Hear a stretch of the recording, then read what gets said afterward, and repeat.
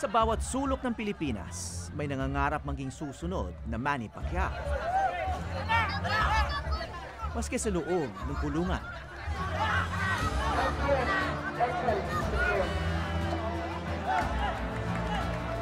Libangan, pangarap at minsay daan tungo sa bagong buhay.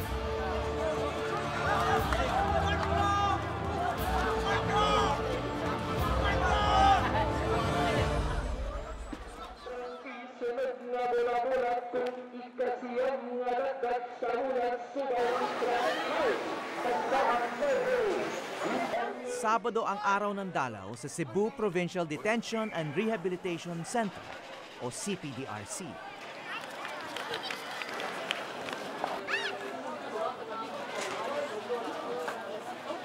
Sa mga walang bisita, oras ito ng siesta.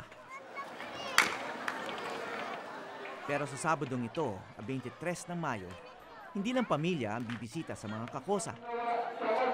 Sa araw na ito kasi gaganapin ang First Prison Pro and Amateur Boxing Fights, kung saan lalaban sa mga layang boxers ang mga boksingero ng presong ito. Ang boxing program ay may basbas ng lokal na pamahalaan. Taong 2013, sinimulan ang programang boxing bilang rehabilitasyon sa CPDRC. 88 sa mahigit 2,000 inmate ang sumali rito noong umpisa. Pero 12 lang ang natira. At sa gabing yon, 4 ang nakapasang lumaban. Ngayon, baka makaproduce tayo ng professional boxer, makalaya dito. Baka pareho ni Bernard Hopkins yung sa States na nakulong ng 18 years yung sentensya, 5 years after naging world champion. Katunayan, noong isang taon, pinaunlakan ni Manny Pacquiao ang imbitasyon ni Marco Toral na bisitahin ng CPDRC. Si Manny Pacquiao, idol ako siya. Gusto ko na ang iyang abtik-abtik. Gusto ko makuha yung lihok na pagkugi sa pagboxing. Naabot yung iyang mga pangarap. Yun lang.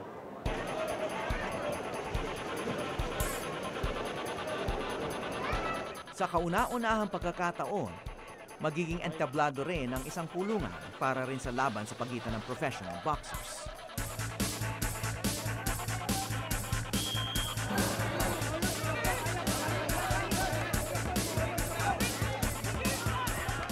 Si Waki Salud, ang boxing promoter na kasama ni Pacquiao noon. Siya ang nakaisip ng labang ito sa loob ng preso. Ngayon, naghanap kami ng binyo, tinawagan ko, subukan ko nga, baka maka-boxing tayo dito, baka maka-develop na dito, mga prisoner, baka makahanap na ng mga prospect ng world champion, di makatulong din tayo. Una sa gabing yon ang exhibition fight ng boksingerong mula sa Denmark.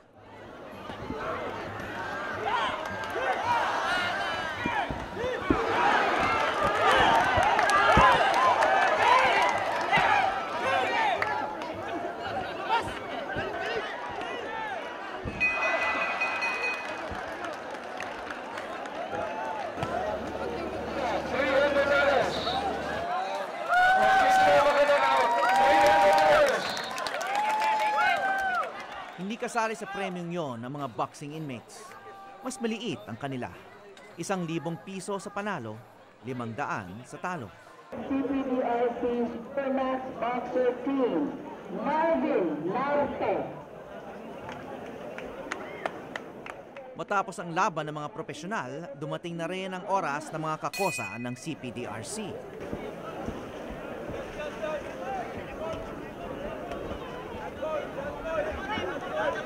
Tatlong round lang ang bawat laban. 3 minuto kada round.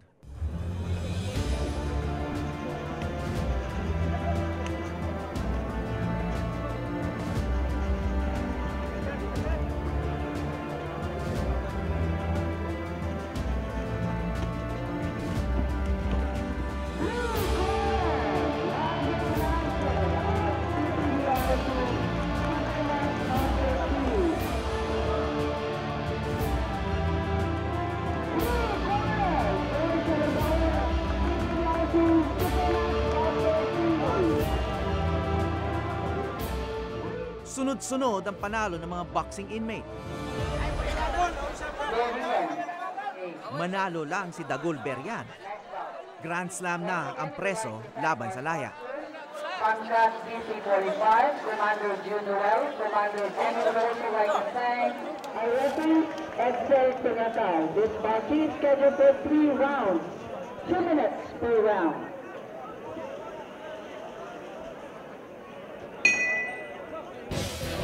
Round 1.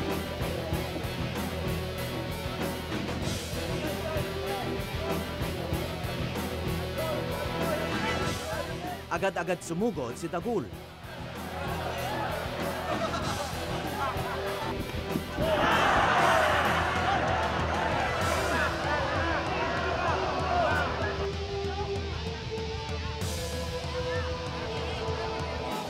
Mukhang agad nawala ng hangin at sunod-sunod siyang napuruhan ng kalaban.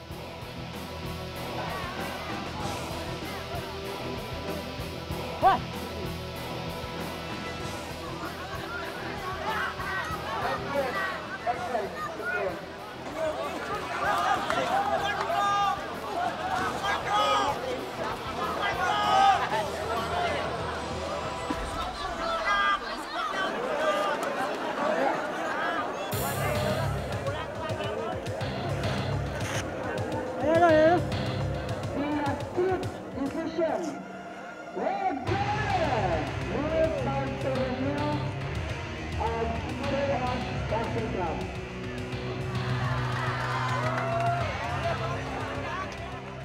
Bago ang labang ito, walang talo ang record ni Dagul.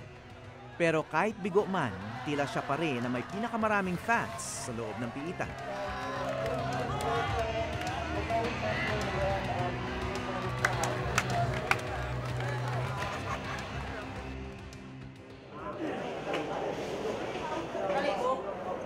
So, akit tayo dito sa punching bag? Makalipas ang isang buwan, binisita namin muli si Dagul. Ilang araw bago ang susunod na laban sa kulungan. So, ano nangyari noong huli mong laban? Ano nangyari noon? Natalo ako. Bakit? Kasi napagod na ako. Gusto na akong magpahinga. Tulog na ako. Gusto mo mapahinga, pero... Kasi meron malaban. Laban lang ako kasi may ako mang laban, hindi mo panghatag sa uban. Ako lang ikaw, balag umapili, sa teo, daog, mas mayo, salamat sa Ginoo. Kumunalo. Yan lang.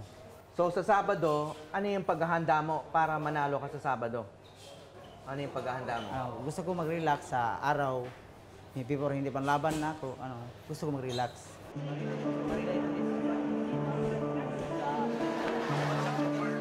Habang ako'y nasa gitna ng ring, kausap ang isang determinadong boksingero. Nawawala minsan sa isip ko na ito'y isang preso. At para sa marami sa kanila, may marahas na dahilan kung bakit sila'y nandito. And now, our dancing inmates are back on the spotlight for this next number.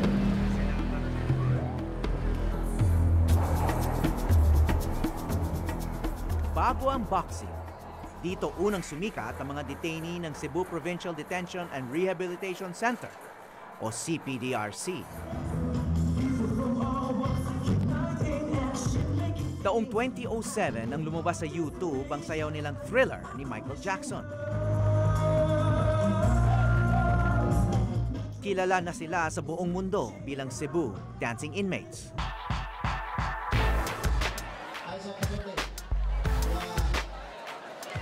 Wala pang formal na pag-aaral kung nakatulong nga ba ang pagsasayaw ng Cebu inmates sa kanilang rehabilitasyon.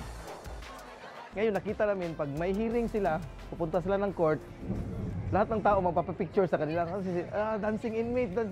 So iba na ang pagtingin sa mga tao. So yung pagsasayaw namin talagang lahat sila na disiplina, yung mga pamilya nila proud din sa kanila. Okay, all our audience, accommodate the center at the quadrangle. Over here at the center, everybody. Okay, ready? In the countdown, 1, 2, 1, 2, 3, 4.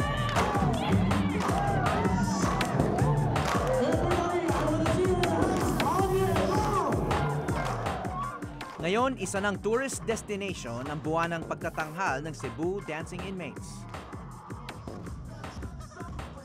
Di alintana ng mga foreigner na kasabay nilang sumayaw ang mga may kaso ng murder, rape, at kung ano-ano pang krimen. Laki ng tiwala dito ng mga opisyal sa mga preso na pinapayagan yung mga babae makipagsayaw, yung mga turista pwedeng makihalubilo dito. Hindi ba natatakot na magkaroon ng masamang insidente? Dito sa preso, sir, yung sa patakaran namin, mayroong patakaran namin pagdisiplina sa mga tao. Bawal ang panghingi o bawal ang pagbinasto sa mga bisita namin. Si Lito Granada ang bosyo o hepe na tagapangansiwa sa kaayusan ng kapwa niyang inmates. Nagbabantay sa mga preso para hindi masira ang tiwalang ibinibigay sa kanila. Ang pagsasayaw po dito, sir, nakatulong sa amin. Yung mga donation, walang gobyerno nag-support sa amin. Yung mga tao ko, pag lumabas, laya na, walang iplete, walang ipamasahe. So, yung mga donation nyo, Yung manggagaling. o yung kita sa kantin namin, dyan ako magkuha na pamasahe ng tao ko. Base sa mga pag-aaral, kulang talaga ang mga jail guard sa lahat ng mga kulungan sa bansa. Kaya ang sistema na binubuo ng mga gang sa loob ng preso ay tumutulong na rin para magkaroon ng disiplina sa kulungan. May tagapangasiwa ng kapayapaan. Ang mga kabo, mayor, at minarya, mga kosa nagsisilbing tanod at hurado tuwing may gulo. May mga naatasan sa kalinisan. Meron din silang bakery. At makikitang hindi sila kulang sa pagkain. Sa akin lang, mas mahi pa dito pa sa labas.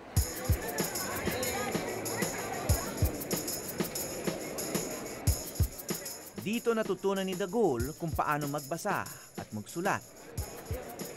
At dito na rin siya natutong magboxing. Walang formal na training sina Dagul, kaya sari-sariling diskarte na lang.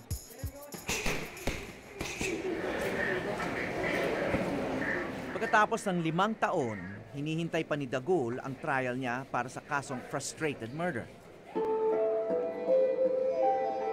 Ayon sa kanya, na mag-inuman sa kanilang sityo sa Katmon, nagpaputok siya ng paltik bilang self-defense na magwala ang kanyang lasing na kaibigan.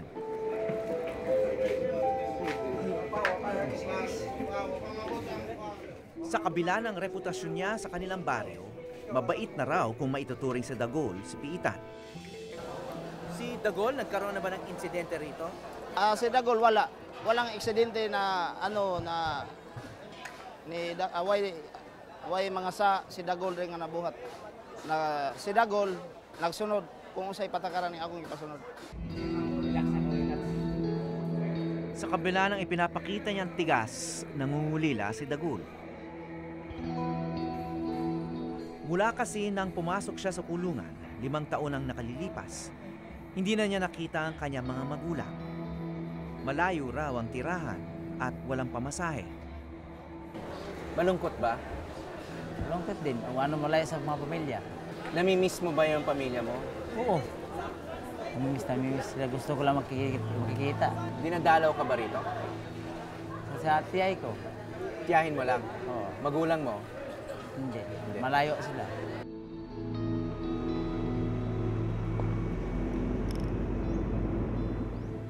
Sa kabundukan ng bayan ng Katmon, halos 3 oras mula sa Cebu City, nakatira ang mga magulang ni Dagul.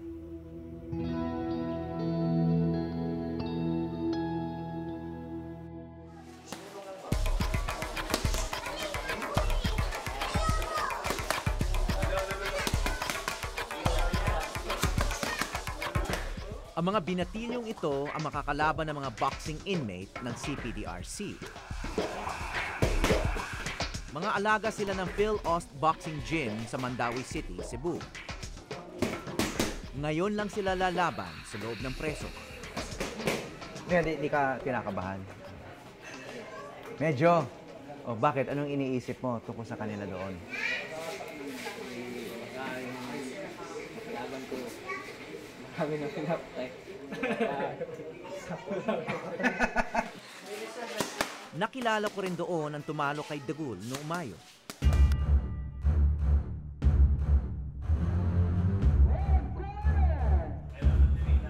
Si Walter Simblante. Assistant pala siya ng coach sa boxing gym na ito.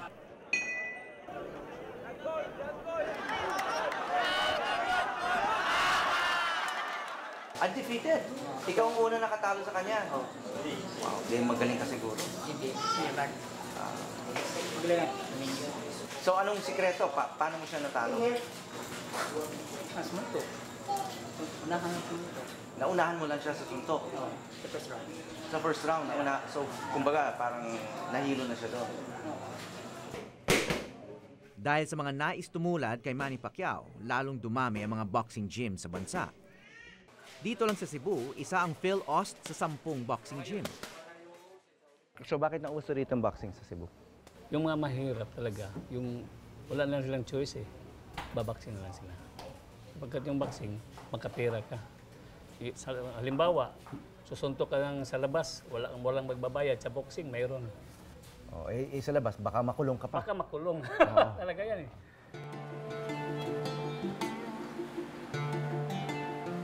Ang lungsod ng Cebu ang pangalawang sentro ng komersyo sa bansa. Pero ang yaman ng sentro hindi pa nararamdaman sa maraming lugar sa probinsya. Katulad na lang ng pinanggalingan ni Jimmy o mas kilala bilang Dagol sa kulungan. Sa mga bulubundukin ng Katmon siya lumaki. Mahigit 3 oras ang layo nito sa Cebu. Hindi kayang abutin ng aming van ang mismong komunidad niya. Kaya huminto kami sa sentro ng kanilang barangay, ang Tabuan o Talipapa, na sa araw na ito ay mukhang inabandona.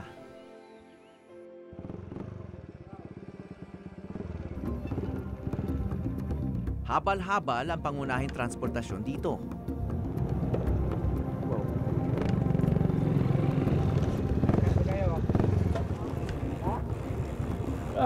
Ang huling bahagi ng biyahe, hindi na kaya ng motor.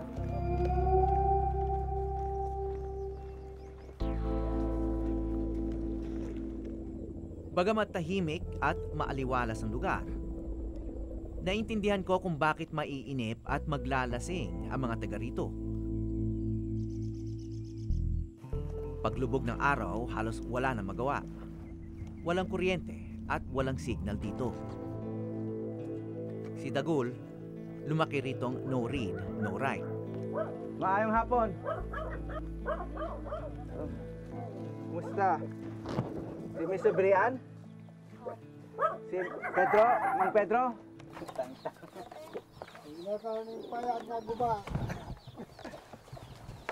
Kumusta? Oh, galing kami kay Jimmy. Oo, boksingero na. Oo, boksingero na si Jimmy. Tawag sa kanya doon, Dagol. Dagol? Dagol. Palayaw niya doon sa preso. Alam niyo ba? Alam niyo ba? Dagol.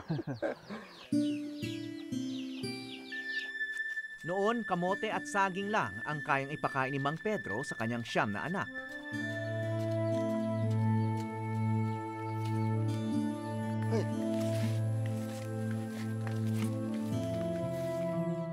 Ang kanyang asawa naman na si Evangeline, gumagawa ng sombrero na naibebenta niya ng 20 pesos.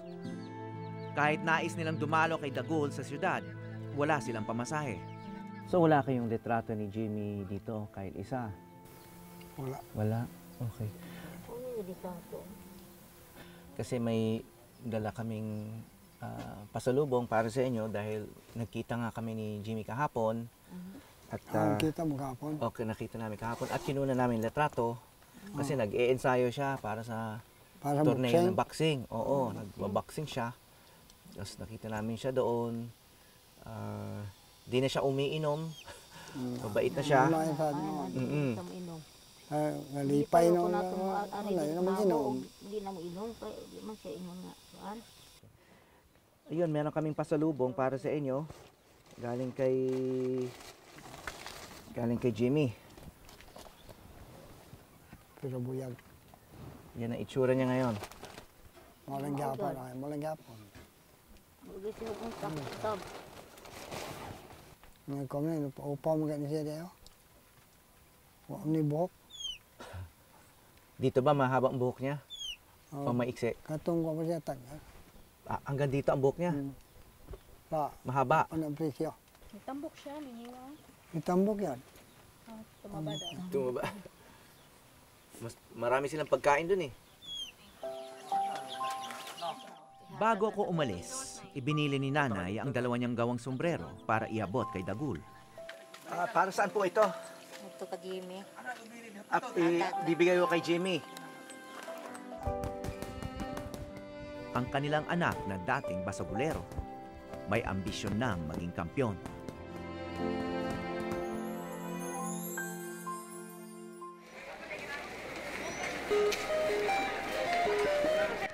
Sabado, Hunyo 27, isang buwan na ang nakalipas mula nang una namin nakilala si Dagul. Araw muli ng dalaw.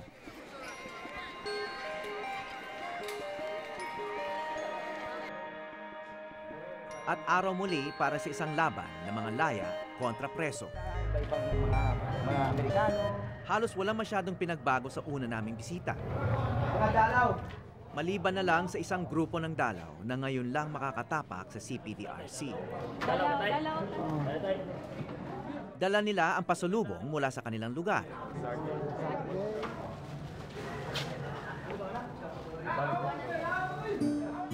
Ito ang kauna-unahang pagkakataon na magkikita muli ang mag-ama.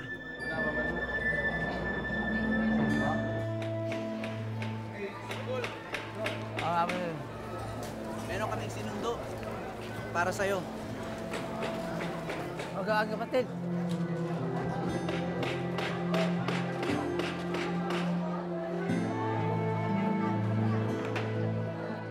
Limang taon din mula nung huli silang nagkita ng kanyang bunsong kapatid na si Joram. Naman lang. Kaya ako dito na mga tuwing, mo doon dalaw dito. Mama niya. Hindi mama niya, hindi maging tao. Tingnan ni mama. Hinay naglihok yun, di ka ba? Hilak lang gano'n. Tingnan ba? Walang ginawa ba? Ang gawa niyo. Nagawa ng nanay ko, pamama ko. Ako naman may pasalubong ako para sa'yo.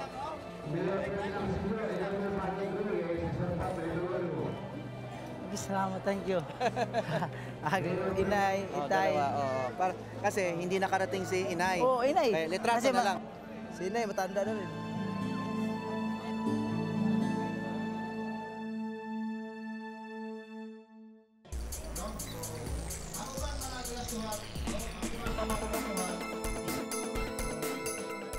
Sa wakas, mapapanood na rin ng kanyang pamilya ang Dagul na pambato ng mga preso. Sanchez, Loriano, Iridia. Sa labang pinamagatang Matira Matibay, dumating ang mga laya o ang kuponan ng Phil Ost Boxing Gym mula sa Mandaue sa Metro Cebu. Okay, they will fight for 4 rounds of boxing. Mga bata pa ang makakalaban ni Dagul at kanyang mga kakosa. Mga batang hinasa sa profesional na gym. Lamang sila sa suporta, training at ensayo. Naroon din ang ilang miyembro ng Amateur Boxing Association of the Philippines para mag-score ng laban at mag-referee. Isang malaking drug company ang sponsor ng mga laban ngayong gabi, kaya kumpleto ang mga atraksyon.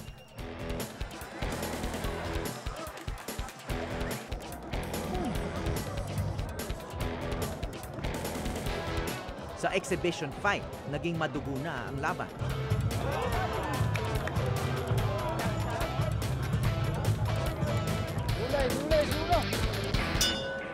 Sa wakas, dumating na ang pagkakataong makabawi si Dagul sa una niyang talo noong nakaraang buwan at sa harapan ng kanyang ama.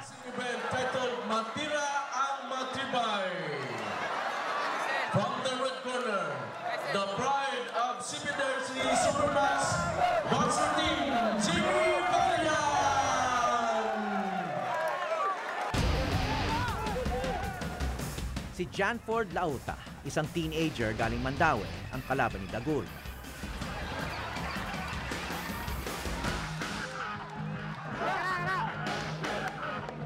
Kulang man sa teknik, sugod pa rin ang sugod si Dagul.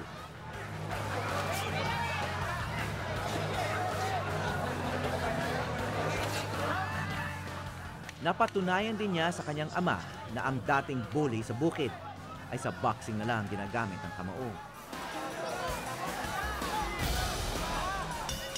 Pagring ng bell, tigil din ang suntok. Ginagalang niya ang kalaban, ginagalang ang ref, ginagalang ang kapwa. About third bout tonight's boxing event titled Manila ang Matibay. The winner with a total score of 2-1. The pride of CBDC Superbox Boxing.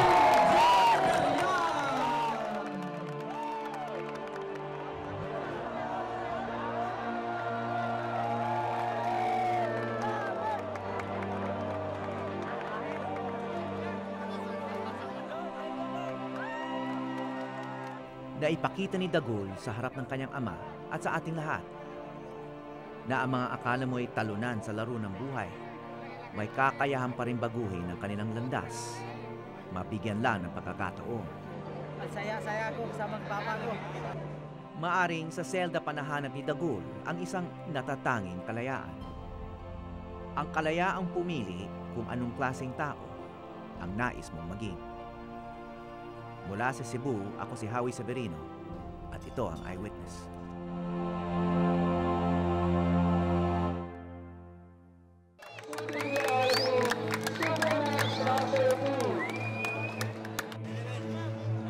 Oy, congrats!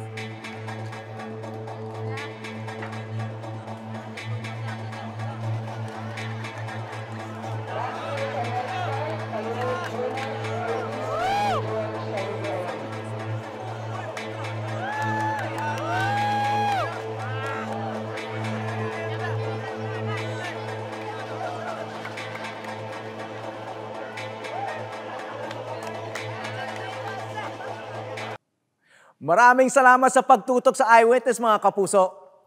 Ano masasabi niyo sa dokumentaryong ito? I-comment na yan at mag-subscribe sa GMA Public Affairs YouTube channel.